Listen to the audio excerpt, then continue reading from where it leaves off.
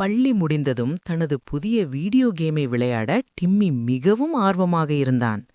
தனது கணக்கு வீட்டுப்பாடத்தை முடிப்பதற்கு பதிலாக மாலை முழுவதும் விளையாடுவதிலேயே நேரத்தை செலவிட்டான். பிறகு செய்து கொள்ளலாம் என்று தனக்குத்தானே சொல்லிக் கொண்டான். ஆனால் சீக்கிரமே அவன் தூங்கிவிட்டான். மறுநாள் காலையில் பள்ளியில் ஆசிரியை வீட்டுப்பாடத்தை கேட்டபோது டிம்மியின் இதயம் படபடவென துடித்தது. அவன் உண்மையை சொல்ல வேண்டியிருந்தது. ஆசிரியை அவர்களே, நான் அதை செய்ய மறந்துவிட்டேன். இடைவேளையின் போது அவனது நண்பர்கள் அனைவரும் விளையாடச் சென்றபோது டிம்மி மட்டும் வகுப்பறையிலேயே தங்கி தனது பாடத்தை முடிக்க வேண்டியிருந்தது. மற்றவர்கள் விளையாடுவதை பார்த்து அவன் வருத்தப்பட்டான்.